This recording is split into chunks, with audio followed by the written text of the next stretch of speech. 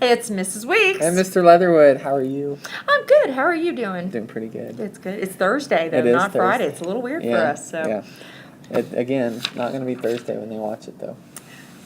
Okay.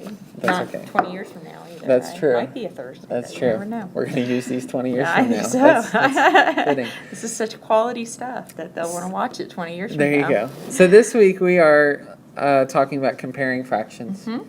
And least common multiple comes in to play, or it helps us to compare fractions. So we need to talk about that first. Okay. This will be a quick video, I think. Yes, I think so too. Okay, we'll see.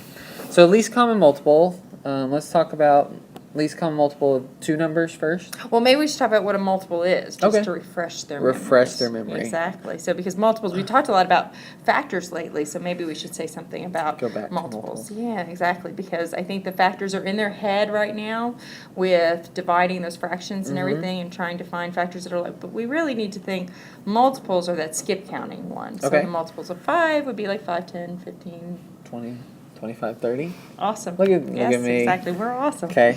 So, and when we taught multiples, we talked about just listing them. Exactly. Right. Mm-hmm. So multiples of 3 would start with 3. Right. And then 6, 9, 12. 12.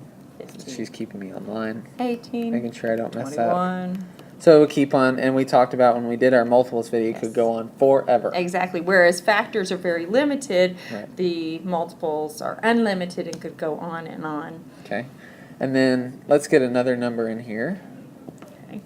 So let's say 2. 12. 12? 12? 18? 4? 64. Alrighty. 12 it is. Alright, so multiples of 12 would start with the number 12. Exactly. And then 24. Mm-hmm. And then 36. 48.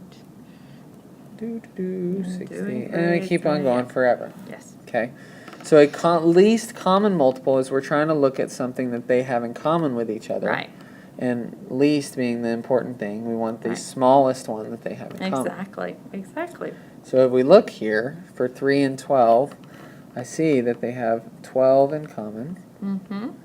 And since 12 is the number we were looking at, that's definitely their least common multiple. Exactly. You'll see this forever. LCM. LCM. Yep. So the least common multiple would be 12. Of 3 and 12. Yep. Now, would they have common multiples other than 12?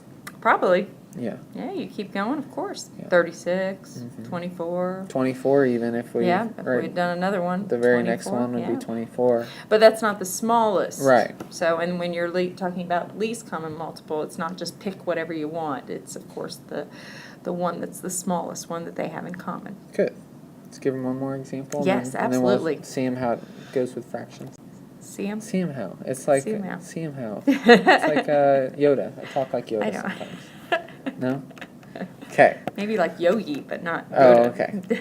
All right, so let's pick... Well, we'll do 5 and... What's another one we could do? 6. 5 and 6. They're, Okay. They're friendly. Yes. They go together. Okay, They so might. 5. We start with 5. Mm-hmm.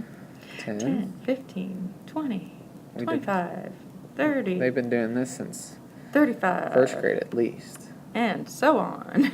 And it goes on forever. Yes. So then 6 would be 6. 12, 18, 24. Doing great. Doing great. 30. 36. 6. And 42. and so on. We'll just go until we run out of Yes. room. So we're looking for a common multiple, and luckily we have one here. We don't have to keep on going forever. And our common multiple, if you see it, is Yeah, 30. 30. Yay. So our least common multiple Mhm. would be 30. Right, because nothing before 30 is a multiple that matches for Right. them. 60 would be one that they have in common. But again, not least Yeah. common multiple. 120 would be one. Not the least also. No, Okay. exactly. So how does this help us in fractions? Good question. They're going to see this coming up, right? Yes. When we're comparing fractions and how that can help us. Right. So, for instance, if we have 3, we'll say ninths, and we're trying to compare it to, I don't know, what's in it here? We'll start with an easy one. 3/6. Okay. Is that okay? That's perfect. Okay. So It's an easy one. if we find the least, yeah, it is an easy Yes. one for multiple reasons, but Yeah. least common multiple. So if we find, let's go ahead and find the least common multiple of these two. Okay, why did you pick the denominator and not the numerator, Mr. Good Leatherwood? question.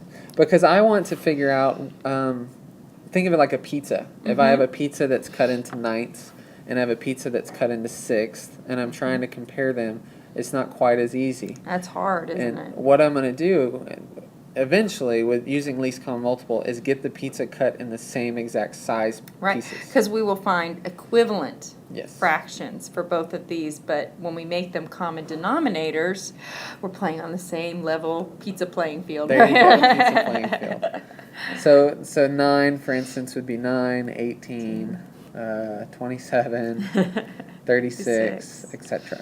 Yes. Okay. 6 would be 6, 12, 18. Now I'm going to stop, okay, because we got lucky. Okay. There you go. So this would help us because we know the least common multiple of these two numbers. And what we can do is we can actually change our denominators Say it ain't so. to Really? these two numbers. Okay. And then it's really easy to compare these. We talked about this week, if we do something on the bottom, we have to do it on the top kind of thing. Mm-hmm.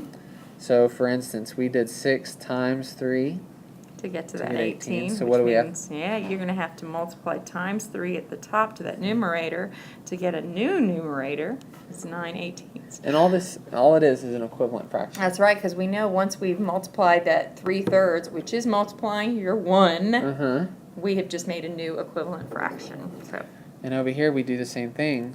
We did 9 times 2, so on Right. the top we have to do, 3 times 2. yeah, which would we get 6. And this is really helpful because now we're comparing these two things. Apples to apples. Yeah, Yep. 6/18 and 9/18. So they're the same parts, they're the same size pizza slices, whatever you want to do. So we can just look at the top. Well, 9 is greater than 6.